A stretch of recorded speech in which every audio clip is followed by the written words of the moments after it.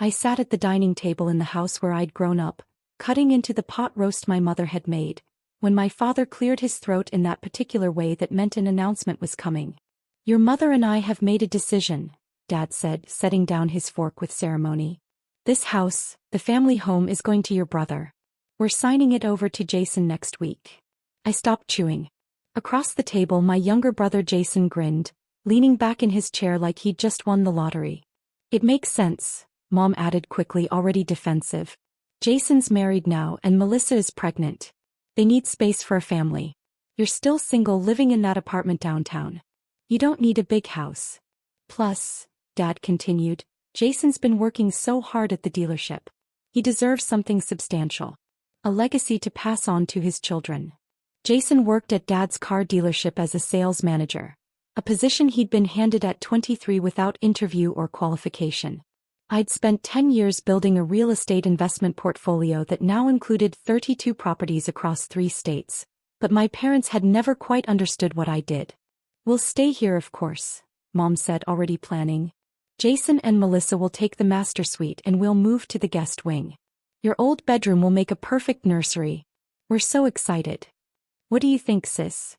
Jason asked, his voice dripping with false concern. "You're okay with this, right? Families should be happy for each other." I set down my knife and fork very carefully. "When are you planning to sign the papers?" "Tuesday," Dad said. "My lawyer already drew up the transfer documents. It's very straightforward. We're gifting the house to Jason. No money changing hands, just keeping it in the family." "How generous," I said quietly. "We knew you'd understand," Mom said, relieved. "You've always been so independent. So career-focused. You don't need us the way Jason does." I pulled out my phone and typed a quick message under the table. "Proceed with Plan A. Full documentation. Today." The response came within seconds. "Confirmed. Team is en route. 20 minutes. Actually," I said, putting my phone face down on the table, "we need to talk about this house." "There's nothing to discuss," Dad said firmly. "The decision is made. This is what's best for the family." "Best for Jason's family," I corrected. "What about what's best for me?" "You'll be fine," Jason said dismissively. "You've got your little real estate hobby. You're doing okay." My little real estate hobby had generated $2.3 million in revenue last year, but I'd stopped trying to explain that to them years ago. "When did you buy this house, Dad?" I asked. He frowned at the question. "What does that matter? We bought it in 1998, right after you were born." "Why? And how much did you pay for it?" "I don't see what." "Humor me." $350,000, Dad said. "It was a stretch for us back then, but we wanted you kids to grow up somewhere nice." "And the mortgage? When did you pay it off?" Mom and Dad exchanged glances.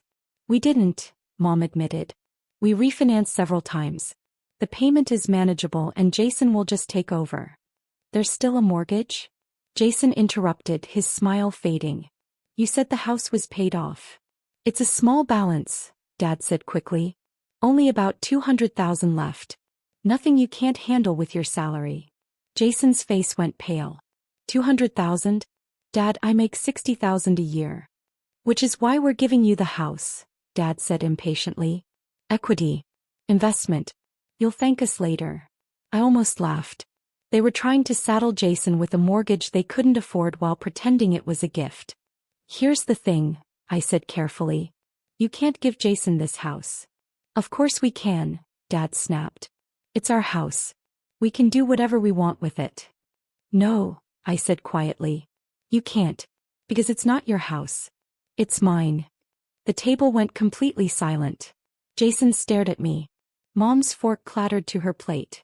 Dad's face turned red. "What are you talking about?" Dad demanded. "I bought this house," I said. 3 years ago. You were behind on the mortgage. 6 months behind, actually. The bank was starting foreclosure proceedings. You were going to lose it." "That's ridiculous," Mom said. "We would have known if we'd sold our house." "You didn't sell it. I bought the mortgage from the bank. Then I restructured the loan through an LLC, Hartwell Property Holdings. You've been making payments to my company for 3 years. Smaller payments than the bank required at a lower interest rate. I've been letting you live here essentially at cost." Dad's face had gone from red to white. You're lying. I pulled out my phone and opened a folder of documents. Here's the deed. Transferred to Hartwell Property Holdings in September 2021. Here's the mortgage buyout paperwork. Here's the loan restructuring agreement you both signed. You probably didn't read it carefully because the monthly payment went down. And here's 3 years of payment history. I slid my phone across the table. Dad grabbed it, scrolling through the documents with shaking hands. Mom looked over his shoulder, her expression shifting from disbelief to horror. This can't be legal, Jason said desperately. You tricked them. I saved them, I corrected. They were losing the house. I bought it, let them stay, charged them barely enough to cover property taxes and maintenance. I've been subsidizing their living expenses for 3 years while they told everyone their independent, career-focused daughter didn't need family support. You had no right, Dad said, his voice shaking with rage. This is our home. It was your home. Now it's my property and your tenants. Tenants who just announced plans to give away my house to someone else. We're your parents, Mom said, tears starting. You can't throw us out of our own home. It's not your home. And I wasn't planning to throw you out. I was perfectly happy to let you stay here for as long as you needed. But then you decided to give my property to Jason without even asking me. The doorbell rang. Perfect timing. That'll be my lawyer, I said, standing. And probably the sheriff. I texted them 20 minutes ago to proceed with the eviction paperwork I'd prepared. Eviction. Mom's voice cracked. You're evicting us? You tried to dispose of my property without my knowledge or permission. That violates the lease agreement you signed. Yes, I'm evicting you. I walked to the door. My property lawyer, Catherine Mills, stood there with her associate and a sheriff's deputy holding a stack of papers. Ms. Hartwell, Catherine greeted me professionally. Everything's in order. Sheriff's ready to serve notice. Come in, I said. I led them to the dining room. My family sat frozen, the pot roast congealing on their plates. The sheriff stepped forward, his expression sympathetic but firm. Robert and Patricia Hartwell? I'm serving you with formal eviction notice. You have 30 days to vacate the premises at 847 Oak Valley Drive. He handed the papers to my father, who took them with numb hands. This is insane, Jason said, finding his voice. You're evicting our parents because they wanted to give me the house? It's still a family house. No, I said quietly. I'm evicting them because they've spent 3 years taking my financial support while treating my career like a hobby, my accomplishments like failures, and my life choices like disappointments. I saved this house. I saved them from foreclosure. And they repaid me by trying to give my property to you without even mentioning that I'm the one who's been covering their mortgage. We didn't know, Mom protested weakly. You signed the paperwork. You made payments to Hartwell Property Holdings every month. You never asked what HPH stood for, never bothered to look at who actually owned the house. You assumed it was still yours because it was easier than acknowledging I'd succeeded at something. Catherine stepped forward. For the record, Ms. Hartwell has been extremely generous with her parents. Market rent for a property this size would be approximately $4,000 per month. She's been charging them $1,200, barely enough to cover costs. She subsidized their housing to the tune of over $100,000 over 3 years. $100,000? Jason repeated weakly. Plus the down payment required to buy out the mortgage before foreclosure, Catherine continued. Plus property taxes, insurance, maintenance, and repairs. Ms. Hartwell has invested approximately $350,000 in keeping her parents in this home. The silence was suffocating. I didn't do it for recognition, I said. I did it because you're my parents and you needed help. But I'm done being invisible. I'm done having my success ignored while Jason gets praised for selling cars at Dad's dealership. I'm done being the disappointing daughter who doesn't need family while you plan to give my property to the golden son. What do you want? Dad asked, his voice breaking. An apology? Recognition? What? I want you to understand what you've taken for granted. I want you to acknowledge that I'm not a failure for choosing real estate investment over marriage and babies. I want you to see that I've built something substantial while you've been dismissing my work as a hobby. We never said you were a failure, Mom whispered. You've said it in every way but those exact words. Still single. Living in that apartment. So career-focused. every phrase designed to suggest I'm missing what really matters. "We just wanted you to be happy," Mom said. "I am happy. I built a business. I own 32 properties. I employ 15 people. I'm financially independent and successful.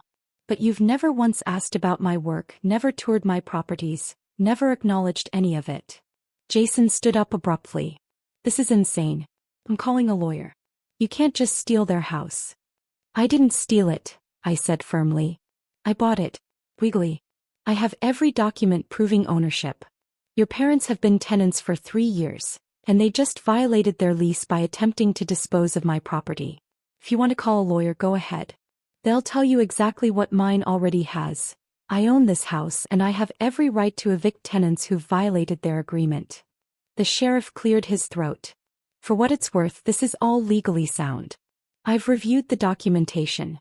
Ms. Hartwell owns the property, the lease was violated, and the eviction is proper." He left, his job complete. Catherine and her associate remained, ready to answer any legal questions. 30 days, I said. "That's what the law requires.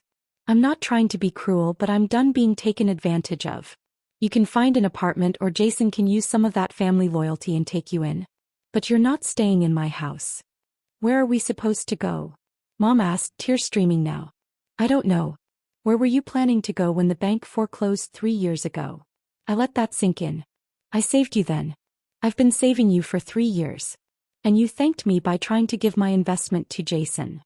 I picked up my purse. "Catherine will answer any questions. The eviction notice has all the relevant information. You have 30 days. "Wait," Dad said, his voice hollow. "Can we talk about this? Really talk? About what?" About everything. About how we've treated you. About the house. About making this right." I looked at him. This man who'd raised me, taught me to ride a bike, walked me down the aisle at my cousin's wedding where he proudly told everyone about Jason's promotion and never mentioned my business at all. "I don't know, Dad. Can you acknowledge what I've actually accomplished? Can you value my choices even though they don't look like what you wanted for me?" "Yes," he said immediately. "God, yes. I'm so sorry. We've been blind. Worse than blind, we've been dismissive and cruel." "We're proud of you," Mom added desperately. We didn't know how to relate to what you do. Jason's work was easier to understand. But that's our failure, not yours." I studied them both, broken, scared, finally seeing me clearly. "The eviction stands," I said finally. "You need to understand there are consequences. But I own a rental property 3 blocks from here. 2-bedroom, recently renovated. It's currently vacant." Hope flickered in Mom's eyes. "Market rent is $1,800. I'll charge you $1,200, same as here. It's smaller but it's nice. You can move there." "Thank you," Dad whispered. "I'm not doing this because you apologized. I'm doing it because despite everything you're still my parents. But things change from here. You acknowledge my career. You stop treating Jason like the only successful child. You respect that I built something real." "We will," Mom promised. "We absolutely will. And Jason," I turned to my brother who'd been silent since the sheriff left, "you're welcome to visit our parents at their new rental. But you're not getting a free house. If you want property, earn it like I did." He nodded numbly, the entitlement finally knocked out of him. 30 days later, I helped my parents move into the rental property 3 blocks away. It was smaller but comfortable and the rent I charged barely covered my costs. Again. But this time they knew. They understood who owned it, who'd made it possible, who'd built the business that could provide this safety net. Sunday dinners continued, but different now. Dad asked about my properties. Mom wanted to see photos of my latest acquisition. Jason was quieter, humbler, working on actually earning the respect he'd been given freely before. The family mansion, my mansion, sat empty for 2 months before I sold it to a young family for market value. The profit went into my business, funding 2 more property acquisitions. I built my success quietly without needing their approval. But having their acknowledgement finally made the Sunday dinners easier to swallow. The house was never really about the house. It was about being seen. And finally they were looking. 6 months later, Jason called me. "Hey, I wanted to let you know. I'm leaving the dealership. Going back to school for real estate licensing." "Really?" "Yeah. Watching you build your business, I realized I've been coasting. Living off Dad's handouts. I want to actually earn something. That's good, Jason. And listen, I'm sorry. For everything. For expecting the house, for dismissing your work, for being an entitled ass. You've always been the successful one. I was just too proud to admit it. I felt something loosen in my chest. A resentment I'd carried for years. Thank you for saying that. Mom and Dad talk about you constantly now. Your properties, your business strategies. They finally get it. They're actually proud. I know. It's different. Better. Yeah, I admitted. Better. We talked for another hour, the longest real conversation we'd had in years. When we hung up, I looked around my downtown apartment at the wall of framed property deeds, at the business I'd built from nothing. I didn't need the mansion to prove my worth. I never had. But watching my family finally understand what I'd accomplished, that was worth more than any inheritance. Some legacies you inherit, others you build. I'd built mine. And finally they saw it.